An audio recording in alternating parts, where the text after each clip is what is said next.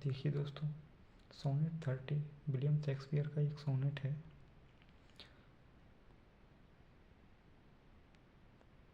आज हम सोनेट 30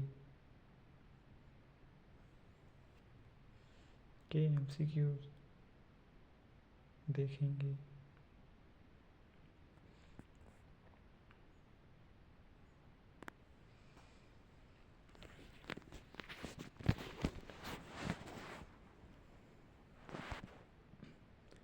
देखिए दोस्तों, सोनेट 30 विलियम शेक्सपियर का एक सोनेट है जिसके आज हम कुछ एमसीक्यूज क्वेश्चंस देखेंगे। तो चलिए हम हमारे सीधे एमसीक्यूज क्वेश्चंस पर चलते हैं और उनका सॉल्यूशन देखते हैं। Sessions of sweet silent thought refers to.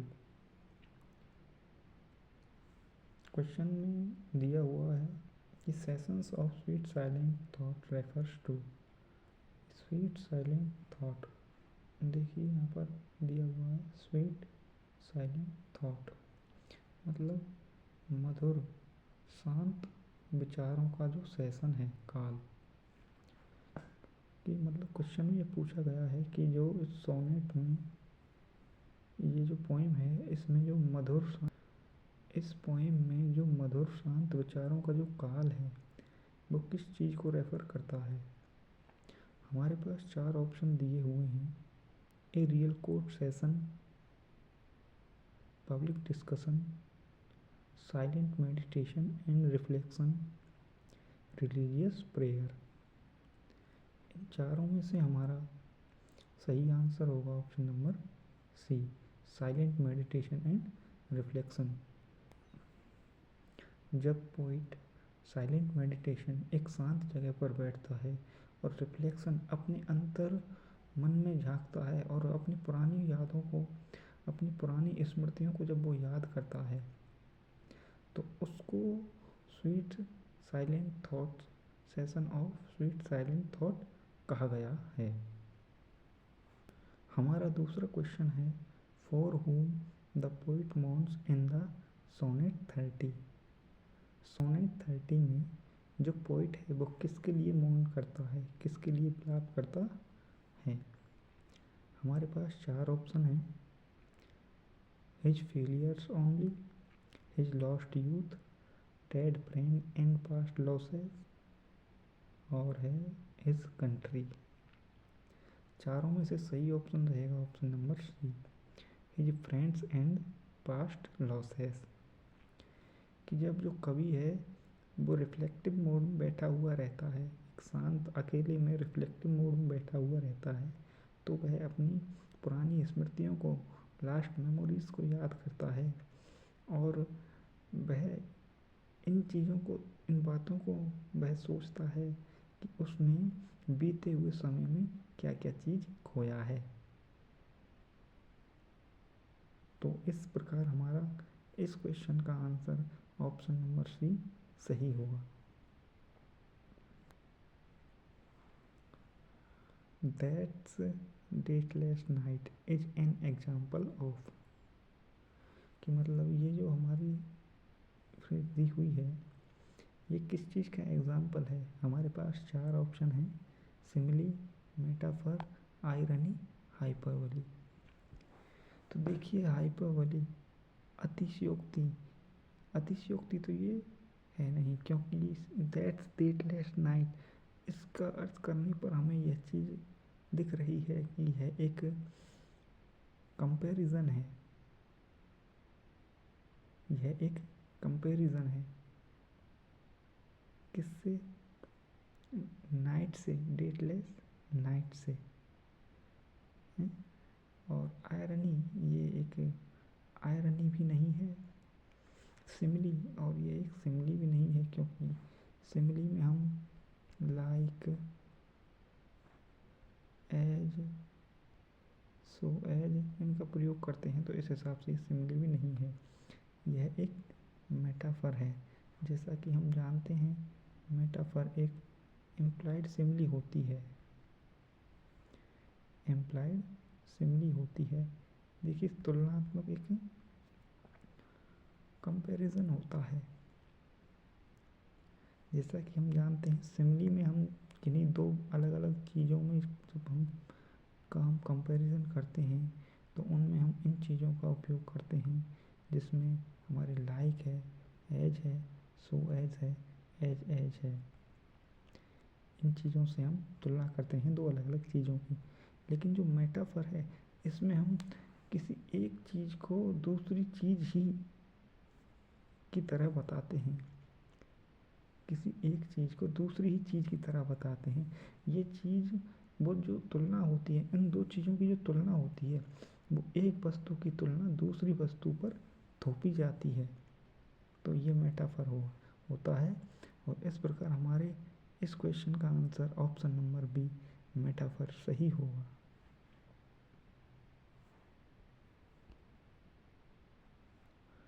Which emotional tone of the poem in the first 12 lines is?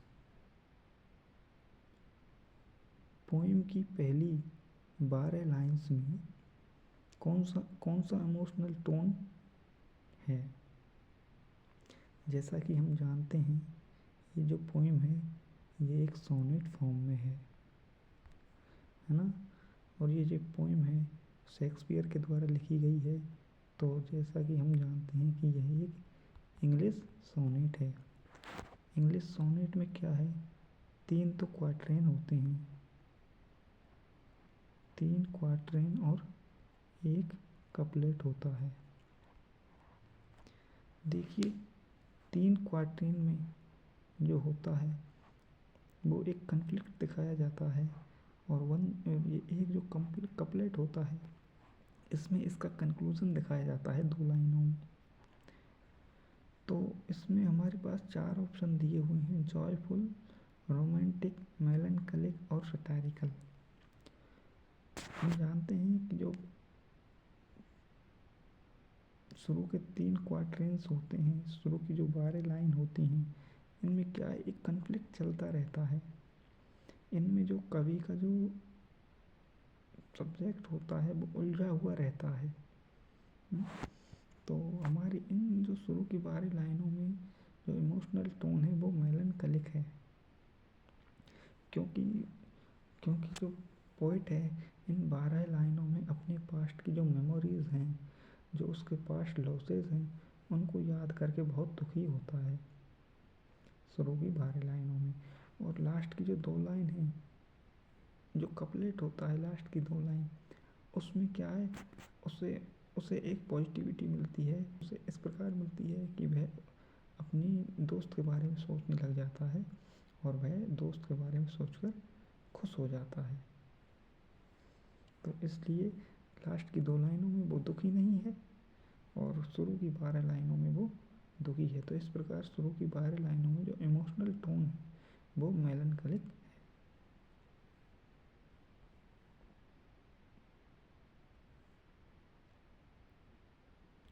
What is the turning point means volta in sonnet 30? Sonnet 30 में वोल्टा क्या है, टर्निंग पॉइंट क्या है? देखिए last वाले question में हमने जैसे आपको बताया था कि जो शुरू की जो 12 लाइन है उनमें क्या है, एक मेलनकलिक इमोशन होता है। मतलब शुरू की 12 लाइन्स में क्या है, कवि दुखी होता है। और जो टर्निंग पॉइंट है, जो हमारा एक इसमें कपलेट होता है, जो हमारा इसमें एक कपलेट होता है, लास्ट की 2 लाइन, लास्ट 2 लाइन्स जो हमारा एक कपलेट होता है, उसमें क्या है, उसमें कवि अपने डियर फ्रेंड्स के बारे में सोचता है और वह खुश हो जाता है। मतलब वहीं से जो उसका इमोशन है वो टर्न ले लेता है, वहीं से पोइट का जो इमोशन है वो टर्न ले लेता है और वो खुश हो जाता है। मतलब सॉरो टू प्लेजर। तो हमारे पास 4 ऑप्शन हैं, passage of time, forgetfulness, thought of a dear friend, acceptance of death. सही ऑप्शन ऑप्शन नंबर सी, कि जो लास्ट जो बोल्टा है, लास्ट की जो 2 लाइन है, इनमें जो कवि क्या है, उसके मन में अपने प्रिय मित्र के बारे में एक विचार आ जाता है जिसको सोचकर वह खुश हो जाता है। ये इस पोएम में टर्निंग पॉइंट है।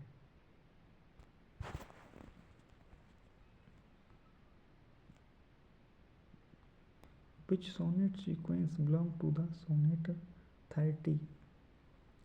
सोनेट 30 से कौन सा सीक्वेंस बिलोंग करता है, कौन सा सीक्वेंस संबंधित है?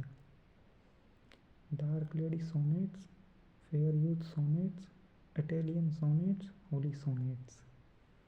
देखिए हम जानते हैं कि शेक्सपियर ने टोटल 152 सोनेट लिखे थे, जिनमें से वह 126 तो वह फेयर यूथ के लिए डेडिकेट करता है और 28 सोनेट वह डार्क लेडी के लिए डेडिकेट करता है।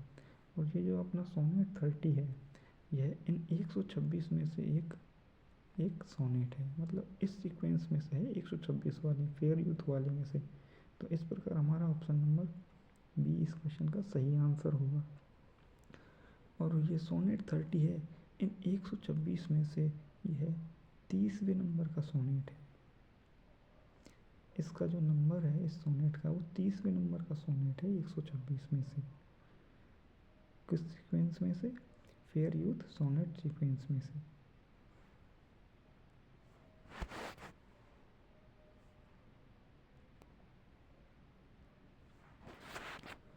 What is the means of phrase sessions of sweet silent thought? देखिए sessions of sweet silent thought जो फ्रेज है, ये दूसरा क्वेश्चन आ चुका है इसका, और इसी का भी लगभग आंसर वही रहेगा। 4 ऑप्शन दिए हुए हैं: court trial, group discussion, silent meditation, argument. हमारा जो पहला क्वेश्चन था, फर्स्ट जो क्वेश्चन था, उसमें हमने इसका आंसर किया था silent meditation and reflection mode. तो उसी हिसाब से हमारा इसका ये सेम वही क्वेश्चन है, और इसका आंसर ऑप्शन नंबर सी सही रहेगा। What is the reason of the poet feels sorrow? कि मतलब इस पोएम में पोइट के दुख का कारण क्या है? हमारे पास 4 ऑप्शन दिए हुए हैं: poverty, old age, memories of past losses, loneliness only. तो इसका हमारा ऑप्शन नंबर सी है कि पोइट जब रिफ्लेक्टिव मोड में होता है, शांत माहौल में अकेले बैठा हुआ होता है, तो वह अपनी पुरानी मेमोरीज़ को रिमेंबर करता है,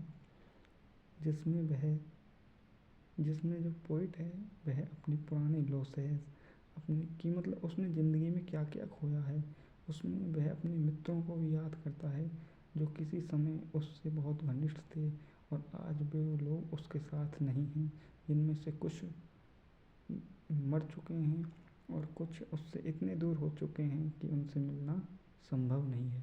तो इन चीज़ों को लेकर वह दुखी रहता है। Which tone of sonnet 30 can best be described as? इनमें से कौन सी टोन है जो सोनेट 30 को बेस्ट डिस्क्राइब करती है, मतलब सब सर्वोत्तम रूप से वर्णित करती है? सोनेट 30 को सर्वोत्तम रूप से वर्णित करती है। हमारे पास 4 ऑप्शन हैं: pessimistic throughout, romantic throughout, sorrowful moving towards consolation, satirical. Option number C इसका सही रहेगा। देखिए क्योंकि शुरू की 12 लाइन्स में जो पोइट होता है वो दुखी होता है, सैड होता है। किस चीज़ को लेकर? वह अपने पुराने लॉसेस को लेकर। तो देखिए वो सॉरोफुलनेस से वो मूव करता है टूवर्ड्स कहाँ? कंसोलेशन की तरफ, सांत्वना की तरफ। दुख से सांत्वना की तरफ। और लास्ट की 2 लाइनों में जो हमारा इसमें कपलेट होता है उसमें क्या है, वह अपने एक डियर फ्रेंड के बारे में सोचता है, वह अपने डियर फ्रेंड के बारे में सोचता है और वह इन 2 लाइनों में वो क्या है, उसे एक उसके अंदर एक पॉजिटिविटी आती है और वह संतुष्ट हो जाता है, वह सकारात्मक हो जाता है।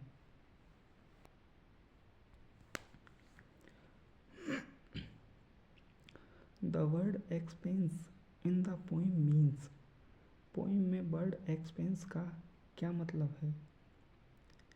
हमारे पास 4 ऑप्शन हैं, money spent, emotional loss, physical effort, time management. तो देखिए, टाइम मैनेजमेंट का पोइम में किसी भी प्रकार का कोई भी डिस्क्रिप्शन नहीं है। फिजिकल एफर्ट का भी पोइम में किसी भी प्रकार का डिस्क्रिप्शन नहीं है। मनी स्पेंट का भी पोइम में किसी भी प्रकार का डिस्क्रिप्शन नहीं है। इमोशनल लॉस हमारे इसका सही आंसर रहेगा, क्योंकि जो इसमें पोइट होता है इसमें भावनाओं की लॉस फील करता है कि जो वह अपनी पुरानी मेमोरीज़ को रिमेम्बर करता है, अपने मित्रों को, अपने जितने भी घनिष्ठ हैं वो उनके साथ कितना खुश था और आज वो उसके साथ नहीं है। तो उनके इस विचार को लेकर वह शुरू की 12 लाइनों में बहुत सैड फील करता है, सॉरोफुलनेस फील करता है। तो इसलिए इसमें एक्सपेंस का मीन, इस पोएम में एक्सपेंस का मीन इमोशनल लॉस से है।